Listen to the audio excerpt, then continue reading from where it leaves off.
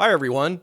Well, I do a variety of topics related to civil engineering and geology, particularly when there's issues that affect design or construction or performance of the structure. There's just been a lot of bridge-related news here lately, and I've got other content coming up, but I decided I really needed to do another update on the Washington Bridge saga in Rhode Island, the I-195 bridge that links East Providence to Providence over the Seekonk River. The DOT closed that bridge on December 11th following surprise revelations that key structural elements, anchor bolts connecting portions of the bridge, were severed in half. And it's been one new development after another. 3 weeks ago, the governor of Rhode Island, McKee, had a press conference saying they decided, as a result of the forensic investigation that was performed after the bridge closure, that they had no choice but to tear down the bridge. But also at this press conference, he vowed essentially that they were going to seek retribution against those responsible for the circumstances leading up to the bridge closure. So I want to talk to you about what the implications are of that and how Rhode Island DOT seems to be distancing themselves, as well as the state of Rhode Island, from any culpability in this whole saga. I'm going to roll a segment from this press conference. Accountability is also a priority. Today we are announcing that we will be replacing the bridge, but also accountability and the day of reckoning for those who are responsible for the position that we're in and the position that the people in the state of Rhode Island in. That day is coming, and it's coming very soon. He also said that there was another consultant involved with just looking at everything related to the past repairs and maintenance and inspections of the westbound bridge. And that consultant report was due last week. And then the governor announced last week that the release date for that report has been postponed, and he wouldn't give a new date for its release, which is a curious development, I think. So at the end of February, there was a report prepared by VN Consultants. As a result of their forensic investigation, they reviewed past inspection reports. They did additional inspections of the bridge. They took samples of the concrete. They did a really thorough review, apparently, of the condition of that bridge.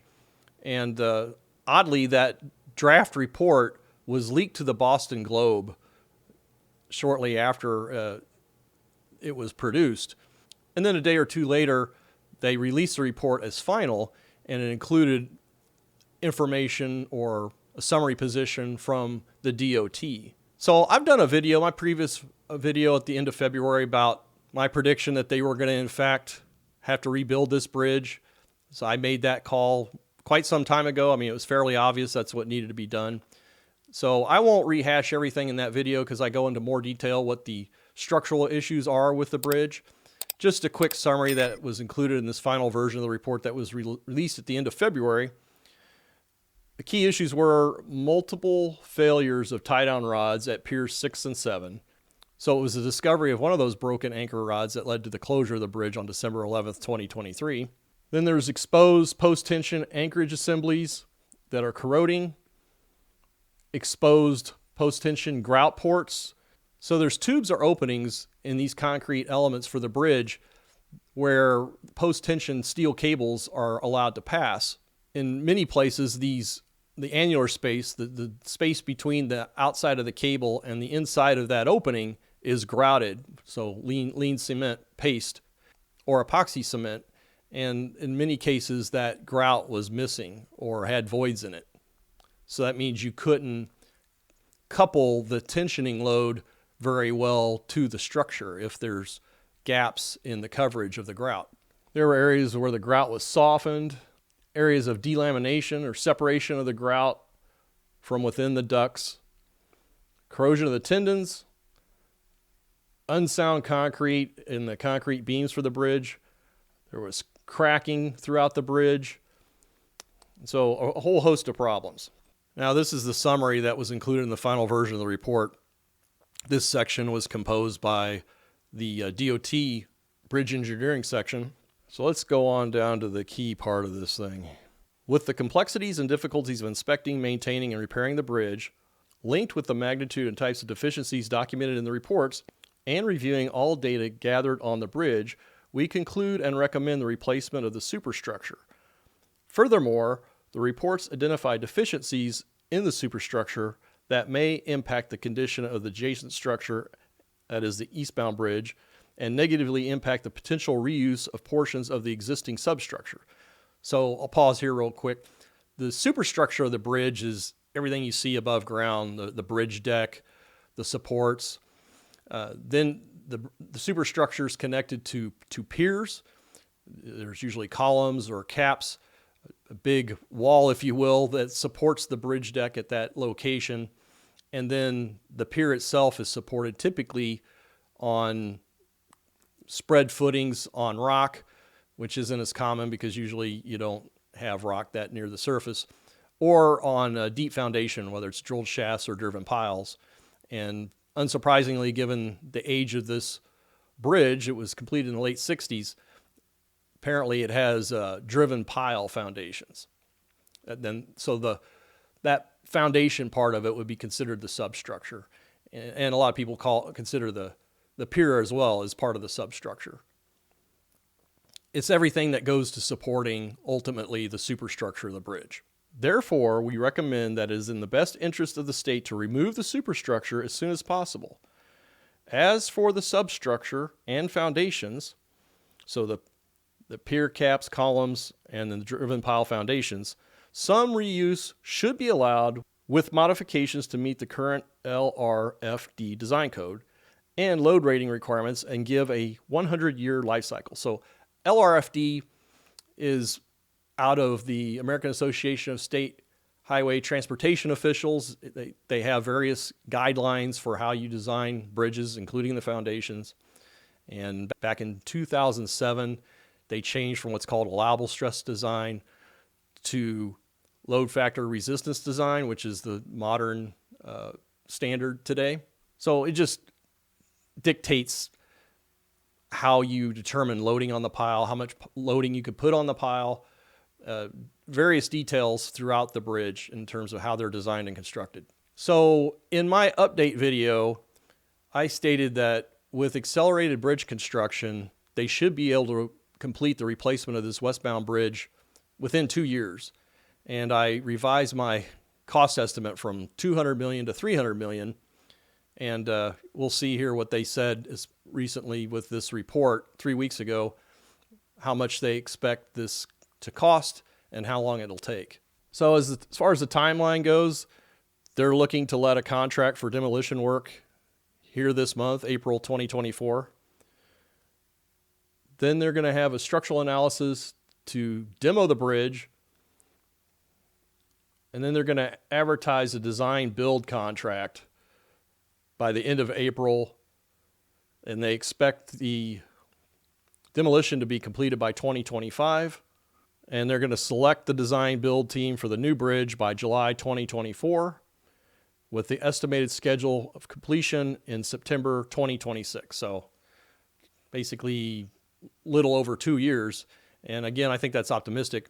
In my previous videos, I said one of the key considerations that'll dictate the timeline for this bridge replacement would be the extent of any permitting and environmental studies that would be needed. And there's a lot of people that get mad at me when I suggest that the government streamline the process for existing bridges and not reinvent the wheel, because surely they know what kind of organisms are out there, what kind of environmental contamination they may have, and so on. So is this timeline there that the Rhode Island DOT has announced doesn't address environmental permitting whatsoever. It also doesn't address funding. You know, unfortunately for Rhode Island, this closure basically to the bridge kind of deteriorating on its own and falling apart doesn't really qualify for easy federal funding through the Stafford Act. Now, you can bet that there's going to be a lot more funding available and in a shorter time frame for the Francis Scott Key Bridge that just collapsed in Baltimore. But the funding mechanism for the Washington Bridge in Rhode Island is far from certain as far as I can tell. So let's address reuse of the bridge foundations. They indicate piers 1 through 5 have sufficient capacity for reuse. And it depends on feasibility of column connections to footings. Footings may also be reused. So it's the footings below the pier that are connected to the piling. It says piers 6 and 7 will require supplementing with additional piles, which will also require new footings. So more piles and reconfigured footing. Now they've got additional considerations for the piling here, and I'll just read this. If the substructure or foundations are to be reutilized, it is important to have an adequate level of certainty regarding pile capacity and concrete condition. Pile load tests could be performed by partially excavating a footing, cutting a pile, and jacking against the footing. Soil sampling in the vicinity of the piles could also be conducted to test for potential exposure to corrosive materials at each foundation location to best protect remaining pile life. Localized excavations could be performed to expose the footings and upper section of a select few piles to inspect concrete condition and measure steel section losses that may be present to refine the design criteria. Lastly, additional cores and material testing of the pier concrete could better substantiate concrete strength assumptions and durability assessments. So I'm going to jump in here. I make a living, and I have for a number of years, testing bridge foundations during construction in terms of integrity, in terms of capacity, and so on. And what they're suggesting here is more of a research project and doesn't fit in with an expedited bridge replacement construction, in my opinion. I mean, if they go to all this trouble to basically separate the top of one pile from the bottom of the footing so they can put a hydraulic jack in there with measuring devices, all that's good for is telling you roughly what the capacity would be for that pile. A better way of going about this would be, don't plan on reusing the footing, don't plan on reusing the pier at all, and you could install a cofferdam, basically sheet pile enclosure that you excavate and pump out in the interior to provide working space for the exposed pile tops. And you would do what's called high strain dynamic testing using the pile driving analyzer. That's one of the tests that we routinely perform in my company. So I'm going to show you what that entails. Here we have a pile that's been instrumented. So we drill, this is a steel pipe pile. We drill holes in the pile and tap the holes so that we can run bolts through the gauges and attach them to the pile. So we have strain gauges and accelerometers. In this case, we're using a cable back to the data acquisition computer. Now this next segment shows you us actually conducting the test.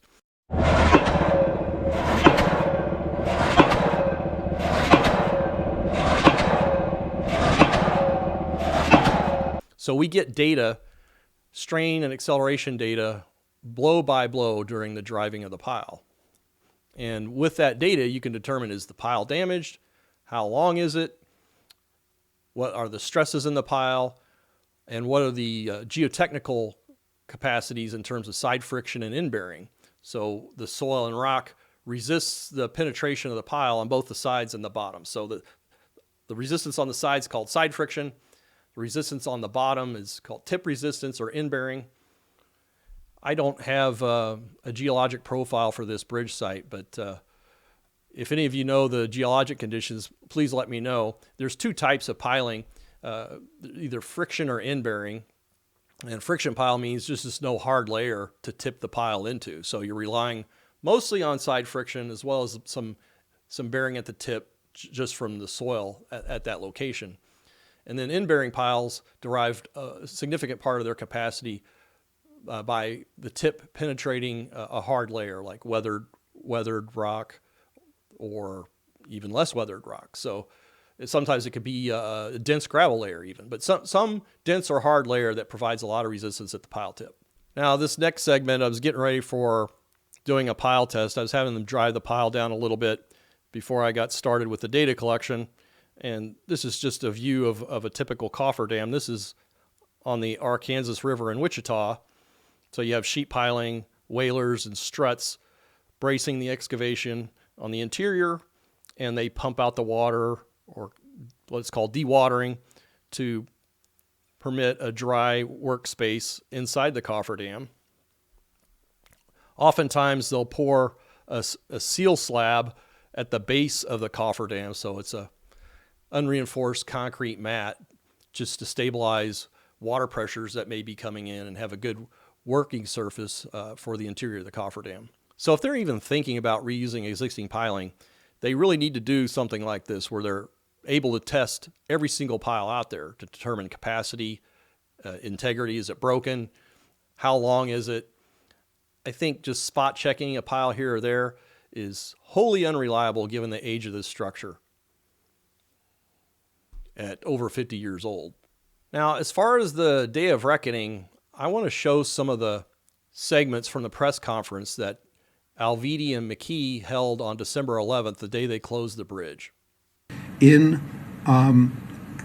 July, the inspection was made, and though the pins that are in question here, the anchor rods that are in question here, were in adequate, serviceable shape.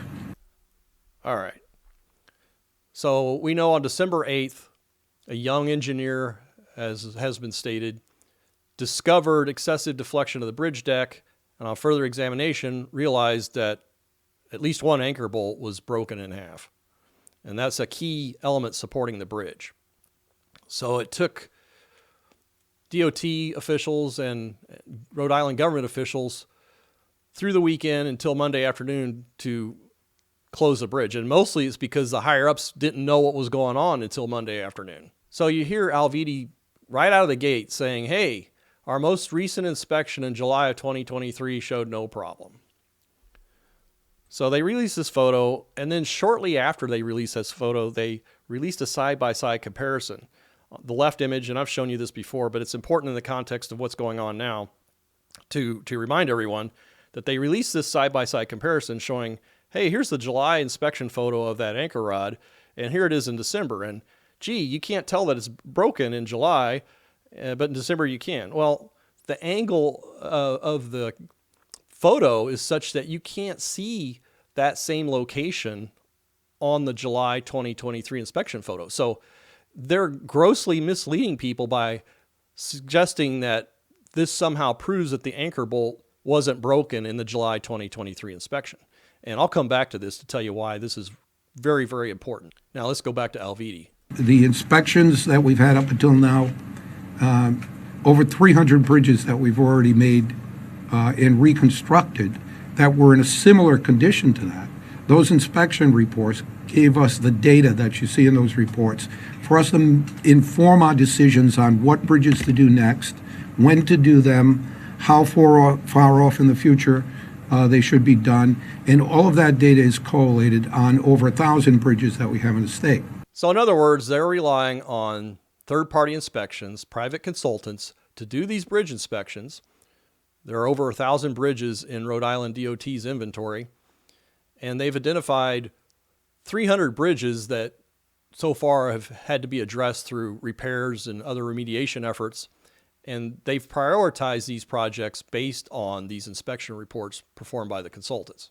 And, that's interesting because this is from a 2019 study. Rhode Island had the largest percentage of structurally deficient bridges, that is, bridges that are rated as poor, than any other state in the nation. So it makes you wonder, if they had this problem suddenly that they discovered with the Washington Bridge, what does that say about the other bridges in their inventory? I mean, there's virtually another 1,000 bridges. Can you rely on what the Rhode Island DOT is telling people?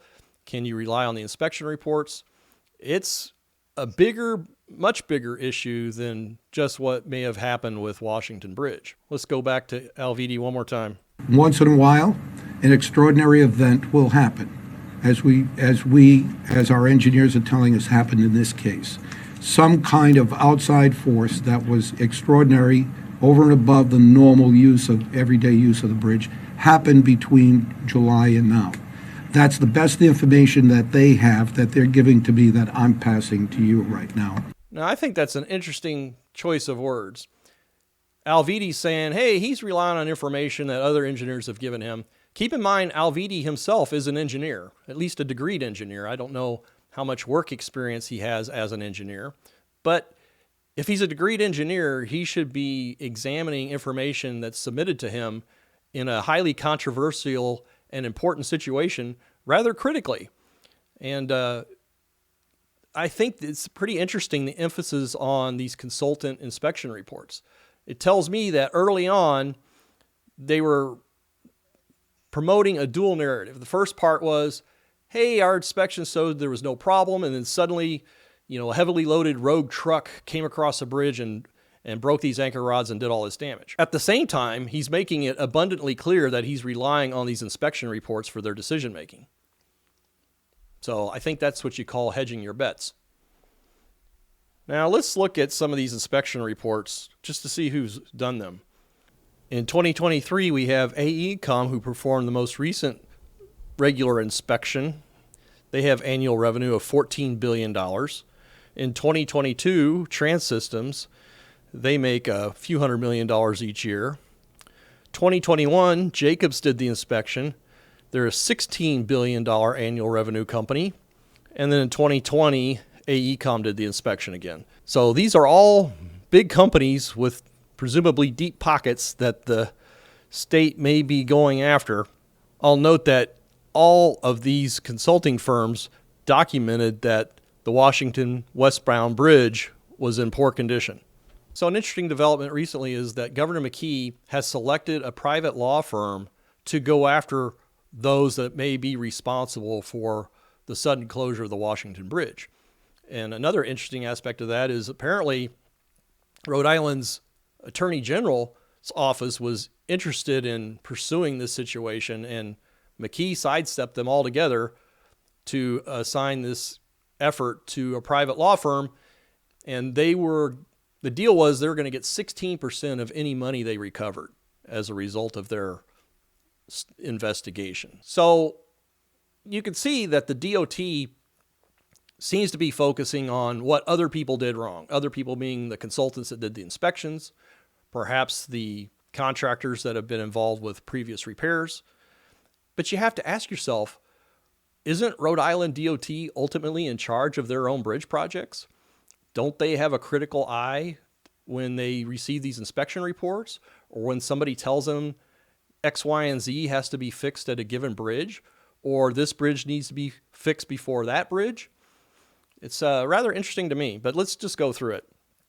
So we know a few years back there was a design build contract totaling $78 million to go back through and upgrade and repair the westbound bridge for the Washington project. Now, there's been reporting that the losing design build team issued very strong warnings that they thought the condition of the bridge was such that you couldn't be relied upon, and that there was major damage in all likelihood with this bridge.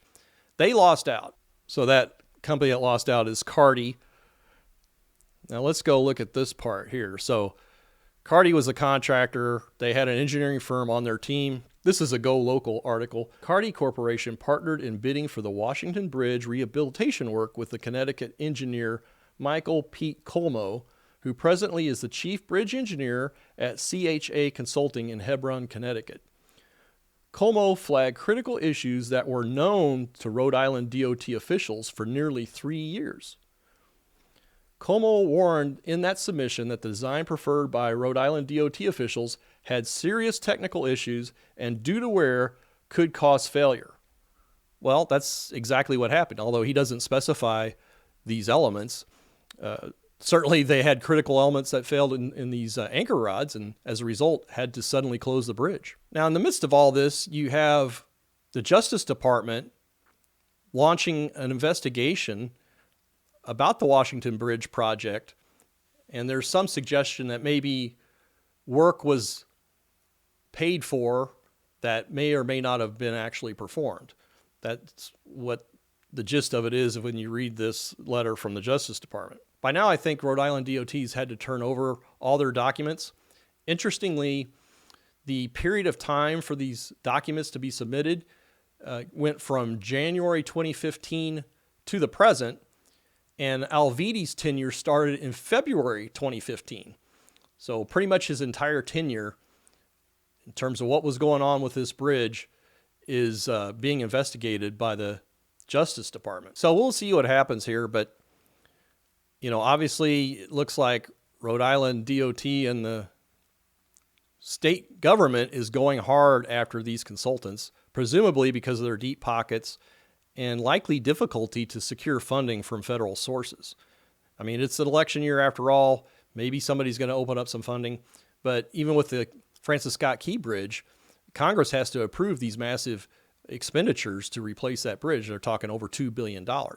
So in the case of the Washington Bridge, their situation wasn't the result of a catastrophic event. It was due to lack of oversight, lack of maintenance, design issues going back to when the bridge was built that made it hard to inspect key elements of the bridge throughout its life. So that reminds me of OJ back in the 90s when he said that the police need to be looking for the real killers. Rhode Island DOT and the Rhode Island government apparently isn't looking in the mirror in terms of their involvement. I mean, you have to really ask, how can they administer a $78 million repair contract if the bridge is a basket case? And, you know, I don't know one way or the other if these inspections by these third-party engineering consultants were up to par or not. But I'm a little skeptical that they're being thrown under the bus perhaps prematurely and unfairly just to make it easy for the politicians to save their hide and to secure some level of funding that they otherwise couldn't get to replace this bridge. You know, there's times when you do inspections and you stipulate the inspection is going to be done from available locations, immediately viewable surfaces. You're not destructively getting into portions of the bridge to examine its condition as part of a routine or even periodic inspection of a bridge. So, you know, to me, Rhode Island DOT set up these contracts. They stipulated what had to be done, and these consultants apparently went out and did the inspection. So again, I'm not giving them a pass, but I'm just saying, let's wait and see how this plays out. I wouldn't just chalk it up to sloppy or even fraudulent inspection work at this time. So I want to give a shout out to the channel members. I really appreciate your all support. It enables me to continue posting at least one new video every week. I also want to shout out those of you who have provided super thanks. That's another excellent way to support the channel. And of course, I want to thank those of you who have liked, subscribed, and left comments. I really enjoy the engagement with the comments, and it gives me a lot of great ideas and opens up other areas for research and generates future content. So again, thank you for that. I still have the digital download of the top civil engineering disasters from the last 100 years. I'm also preparing new digital downloads, so I'll add those to the video's descriptions as we're going forward. So thanks very much, everyone.